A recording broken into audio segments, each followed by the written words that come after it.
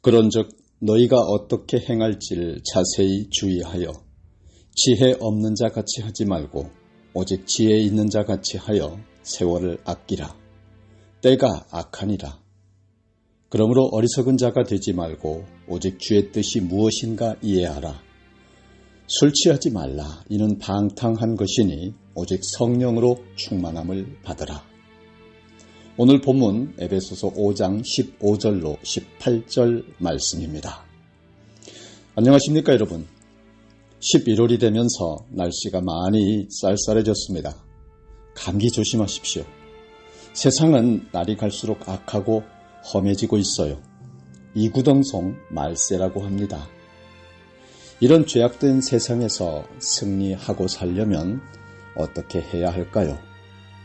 성령 충만밖에 없죠. 말씀밖에 없죠. 오늘 저와 여러분이 은혜 나눌 말씀은 어떻게 살까입니다. 지금 이 고난의 시대에 정이 메마르고 삭막한 불신의 시대에 하루하루 사는 게 불안한 공포의 시대에 내일 어떻게 살 것인가를 기약할 수 없는 두렵고 불확실한 살얼음판 말세의 시대를 우리는 여러분 어떻게 살아야 할까요?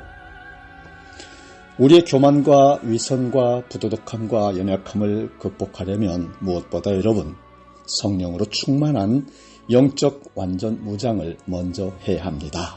내 힘이 아니라 하나님의 도우심으로 살아가는 자가 겸손한 자요, 거룩한 자요, 영적 충만한 그리스도인인 것을 믿으시기를 바랍니다. 우리가 세상 능력이 아니라 성령님의 능력으로 살아갈 때에 옛사람이 아니라 새사람으로 승리하는 삶을 살아갈 수 있다고 하는 것을 믿으시기를 바랍니다. 그런데 이 성령 충만이 공짜로 되는 거냐?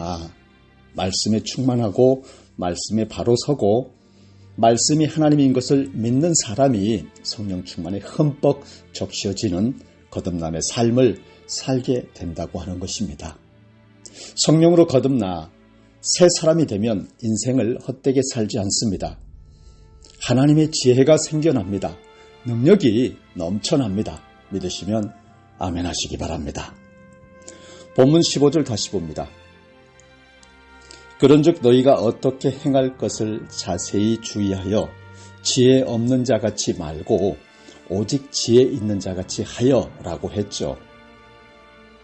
오늘 여러분 말씀이신 하나님이 이르시기를 너희가 어떻게 행할 것을 자세히 주의하라는 올바로 행동하기 위해 주의 깊게 먼저 잘 살피라 라고 말씀하십니다. 하나님의 말씀대로 살기 위해 어떻게 해야 할 것인지 먼저 잘 살펴서 말씀대로 잘 행동하라고 하시는 것입니다. 지금까지 살아온 길을 철저히 점검하고 또한 앞으로 살아갈 길을 철저히 계획하고 한 발 한 발 잘 나아가라고 하는 것입니다. 사랑하는 여러분, 하나님의 백성인 성도는 운명에 자신을 맡기고 되는 대로 사는 그런 사람들이 아닙니다. 주님의 뜻을 이루기 위해 사는 주님께 붙들린 삶을 사는 사람들입니다. 주어진 시간, 물질, 건강을 함부로 쓰지 않고 하나님을 향한 우선순위를 분명히 하고 살아가는 하나님과 합한 삶을 사는 사람들입니다.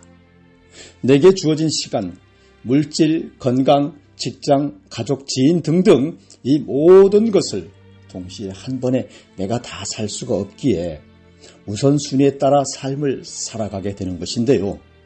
하나님께 먼저냐, 내 다른 삶에 먼저냐 하는 것이 중요합니다.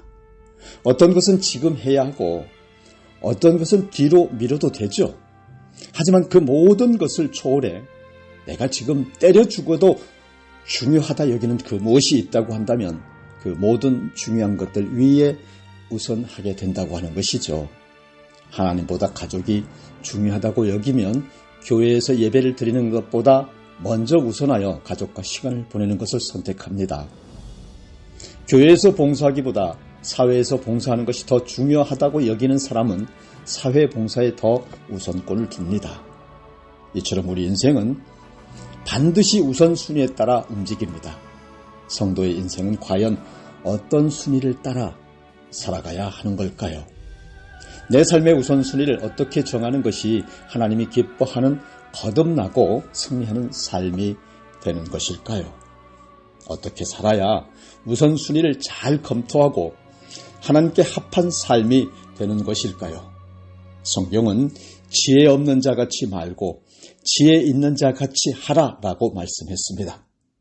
어떻게 사는 것이 지혜 있는 삶이 되는 것일까요? 첫째로 여러분, 오늘 본문 16절 말씀에 세월을 아끼라 때가 악하니라 했습니다. 세월을 아끼라를 직역하면 돈을 주고 시간을 사라는 뜻입니다. 우리는 물건을 살 때 꼼꼼하게 따져보고 삽니다. 마찬가지로 시간을 사용할 때도 물건을 살 때와 똑같이 잘 보고 잘 파악하고 잘 선용해서 사용해야 하는 것입니다.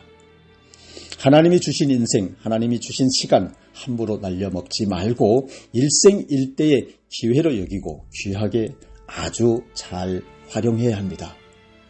여러분, 시간과 기회는 한 번 놓치면 다시 회복한다는 게 쉽지 않습니다.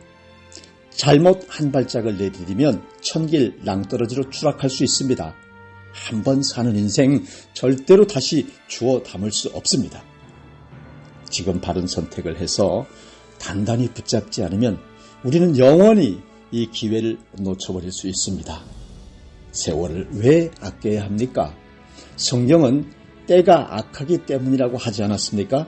악한 것에도 등급이 있습니다. 하나, 카코스입니다.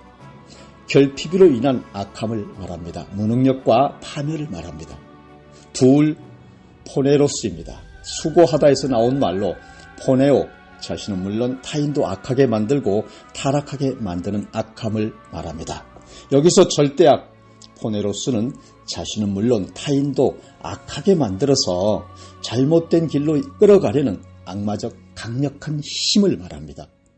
그러므로 나만 깨끗하게 산다고 해결되는 일이 아닙니다. 아무리 내가 정신 차리고 살아가려고 발버둥을 쳐도 안 되는 초월적 힘이 있기 때문입니다. 그런데 여러분, 지혜가 없는 어리석은 자들은 그렇게 생각하지 않죠. 지금 세상은 정말 살기 좋은 지상 낙원 같은 곳이라고 생각합니다. 얼마든지 즐길 수 있고 얼마든지 누릴 수 있는 천국 같은 곳이라고 생각합니다. 그래서 세월을 아끼지 않습니다. 노새 젊어서 노새 늙어지면 못 노나니 합니다. 부어라 마셔라 놀자 노는 게 남는 거다 이러면서 세월을 허비합니다. 물론 노는 것도 중요하죠. 인생 어떻게 일만 하다가 책임감과 사명감만 쫓다가 살 수 있습니까? 놀아야죠. 즐겨야죠. 죽을 때 억울하지 않게요. 네. 그런데 문제는 여러분, 이 적당히가 안 된다는 게 항상 문제예요. 등 따시면 눕고 싶고 누우면 자고 싶고 더 자꾸 편해지고 싶고 즐겁고 싶고 신나고 싶고 욕심에 끝이 없습니다. 영 분별력이 없으면 세월을 아끼지 않고 눈에 보이는 대로 지금 마음에 이끌리는 대로 그날 시간 만족하고 기분 좋게만 살아가려고 노력합니다. 그리고 그것을 행복이라고 이름 짓습니다. 행복해 자기 체면 자기 만족합니다. 그리고 제일 비싼 금이다. 지금 좋으면 그만이다 라고 하죠. 그런데 여러분, 그런 행복이 진짜 행복인 게 맞기는 합니까? 그럴수록 더 갈증나고 뭔가 더 특별한 거 없을까 하고 더 허기진 건 아닌가요? 잡아도 잡히지 않는 행복 쫓다가 하나님의 말씀이 귀에 들리지 않습니다. 하나님이 주신 사명이 보이지 않습니다. 오직 자기 만족과 기쁨을 누릴 수 있는 때와 상황과 지금 이 시간만을 삶의 가치의 최우선순위로 올려놓습니다. 그렇게 절대 악이 행복과 기쁨과 즐거움만을 쫓느라 뇌가 마비되고 영혼이 마른 논바닥이 되어버린 우리 절대 바보들을 세상 행복의 꼭두각시로 만들어버립니다. 그렇게 우리가 우리 눈에 보이는 대로 마음이 이끌리는 대로 우리 마음 가는 대로 살아가면 반드시 마지막에 오실 하나님의 심판을 피할 수 없게 되는 것입니다. 가공할 하나님의 심판은 항상 두 가지로 우리에게 닥쳐옵니다.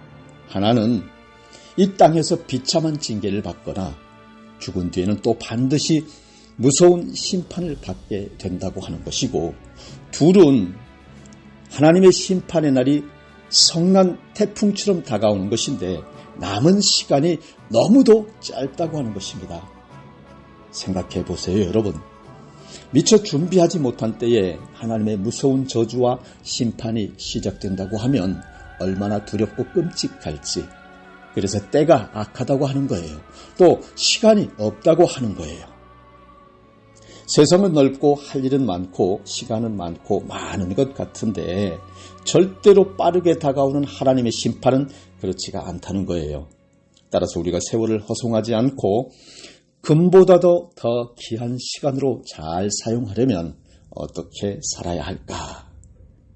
이에 대한 성경적 해답은 영적 분별력으로 주님의 뜻을 이해하라 하는 것입니다. 본문 17절, 그러므로 어리석은 자가 되지 말고 오직 주의 뜻이 무엇인가 이해하라 라고 말씀하셨습니다. 사랑하는 여러분, 하나님이 주신 기회 놓치지 말고 세월 허송하지 말고 하나님이 기뻐하는 열매 있는 삶을 살아가기 위해 주님의 뜻을 이해해야 한다고 하는 말씀인 것입니다. 주님의 뜻을 이해하려면 하나님의 지혜가 필요하다고 하는 말씀인 것입니다. 그렇다면 하나님의 지혜는 어떻게 얻을 수가 있는 것일까요? 야고보서 1장 5절로 너희 중에 누구든지 지혜가 부족하거든 모든 사람에게 후히 주시고 꾸짖지 아니하시는 하나님께 구하라. 그리하면 주시리라 했습니다. 여러분, 우리는 지혜를 얻기 위해 하나님 앞으로 나아가야 합니다. 다른 방법은 없어요. 하나님 말씀을 묵상하고 하나님 지혜를 사모하며 기도할 때에 하나님의 지혜로 하나님의 은혜로 살아갈 수가 있는 것입니다. 할렐루야. 말씀과 기도를 게을리하는 사람치고 영적 분별력을 가진 분들 없습니다. 기도만이 우리가 지혜로 주는 비결입니다. 또 우리가 분별력을 가지고 세월을 아끼며 살아가기 위해서는 경건의 생활이 절대 필요합니다. 악한 세상에서 선한 열매를 맺고 승리할 수 있는 비결은 오직 경건 생활뿐입니다.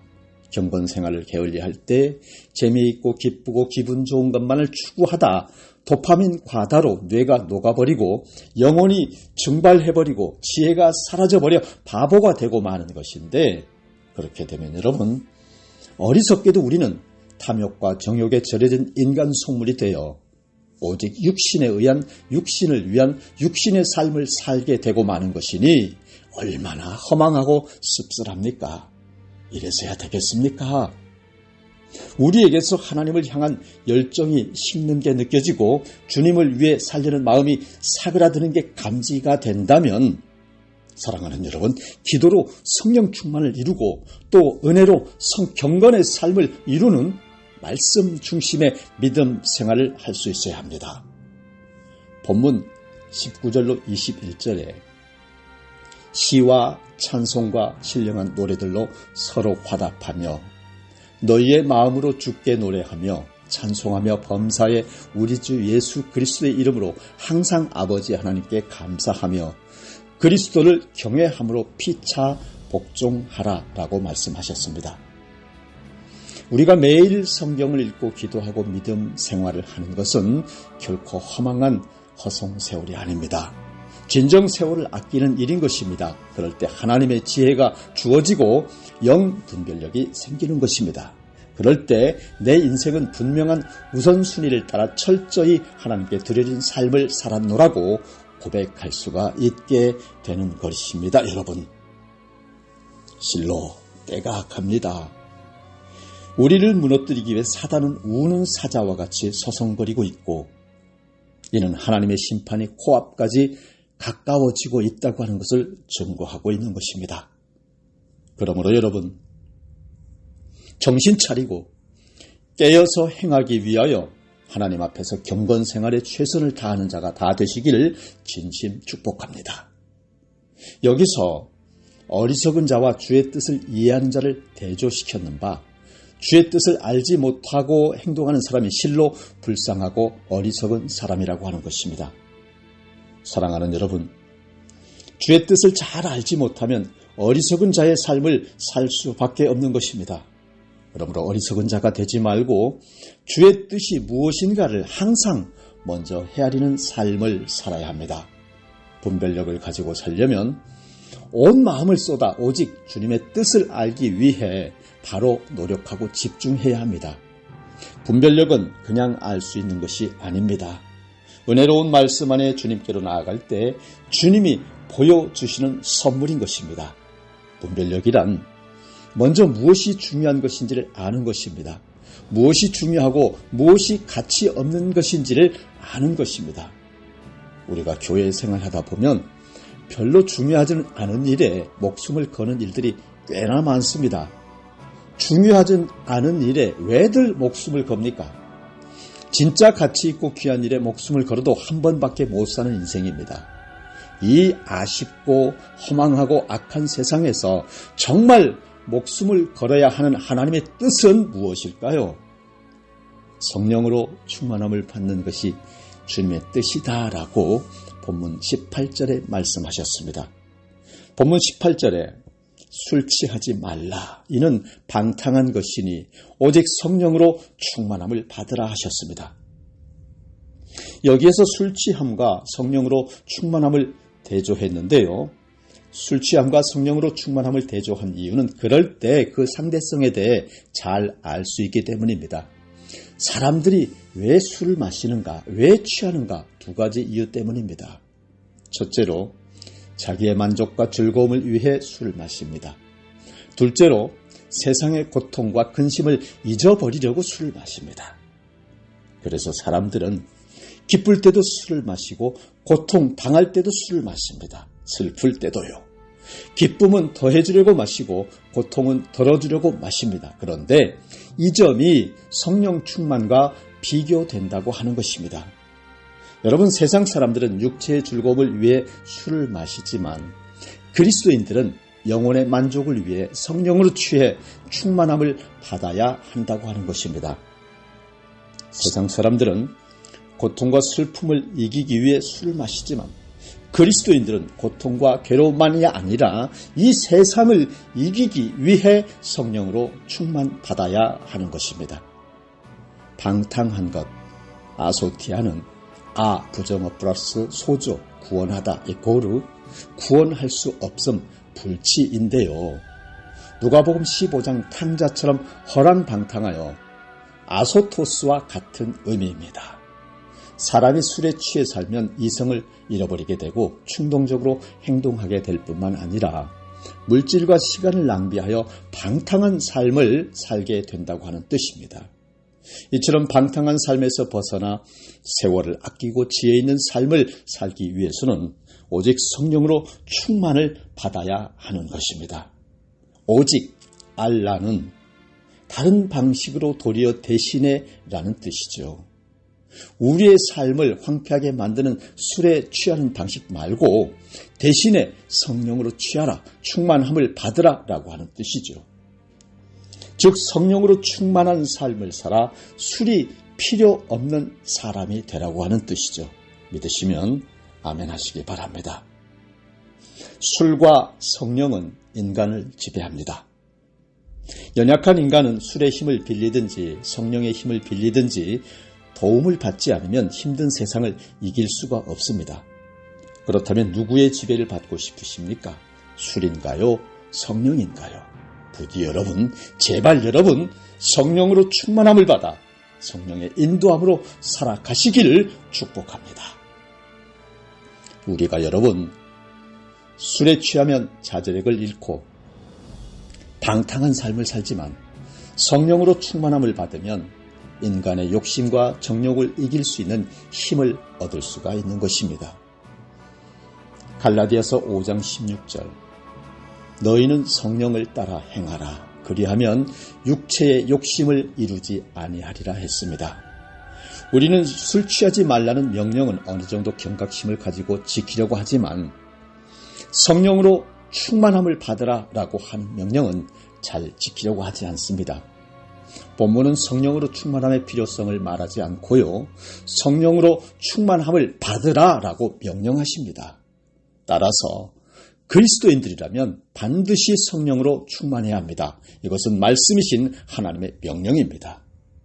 성령으로 충만할 때 세상을 이기고 육체의 욕심을 이기고 그리스도인의 증인으로 살아갈 수 있기 때문에 그리스도인은 반드시 성령으로 충만함을 받기 위하여 최선을 다해야만 한다고 하는 것입니다.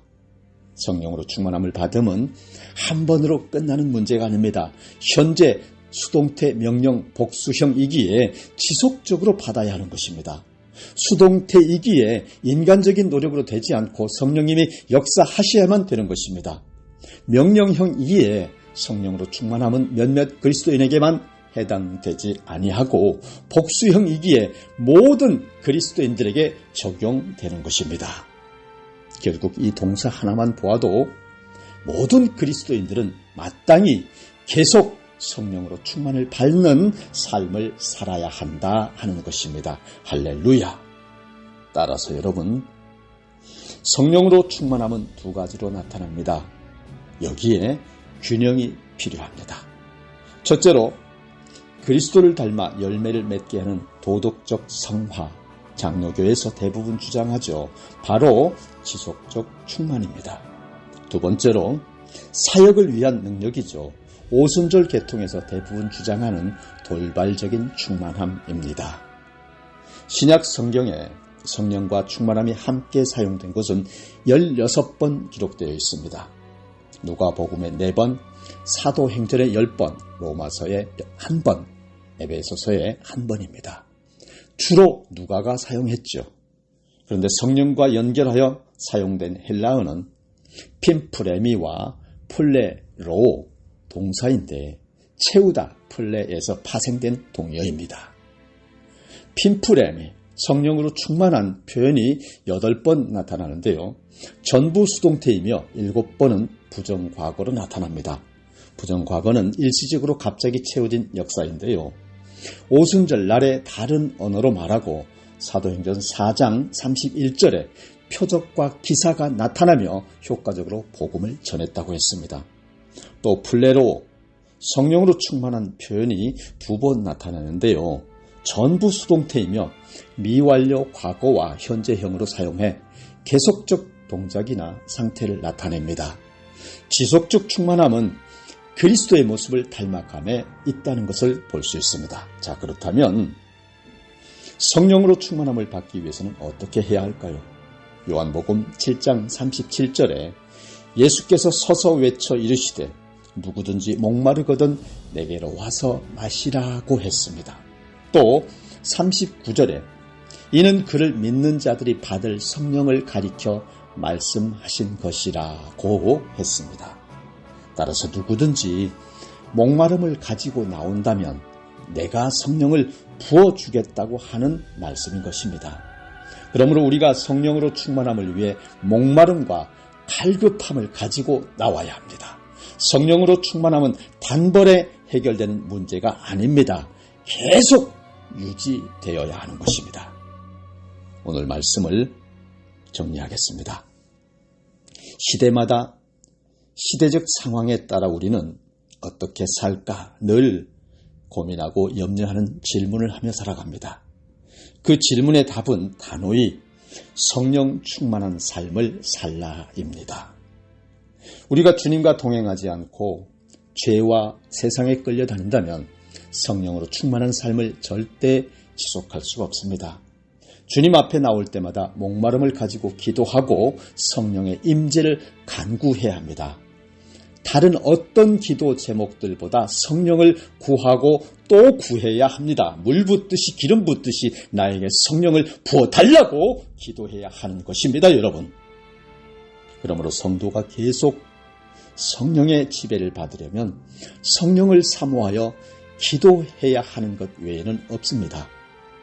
누가복음 11장 13절로 너희가 악할지라도 좋은 것을 자식에게 줄 알거든 하물며 너희 천부께서 구하는 자에게 성령을 주시지 않겠느냐 하시니라 했습니다.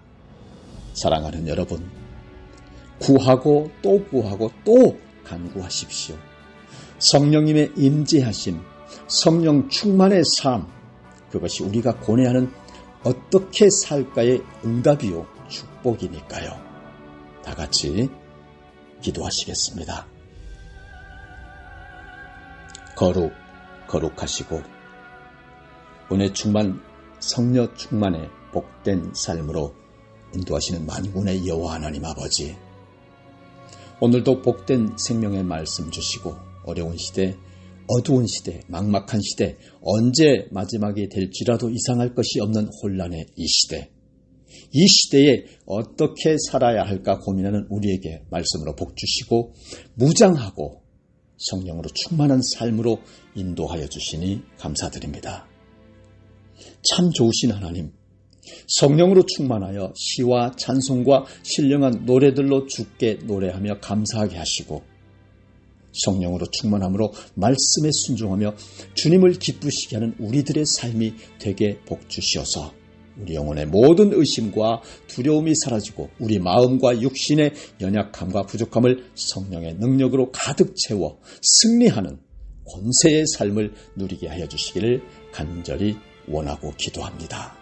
하여 불같은 구령의 열정으로 땅끝까지 복음 전하게 하여 주시고 성도들과 목회자들과 사명자들과 우리 성도들이 다 충만 승리하여 이루어지게 하여 주시기를 우리를 영원한 죄에서 구원하신 구주 메시아 예수님 이름으로 기도드립니다.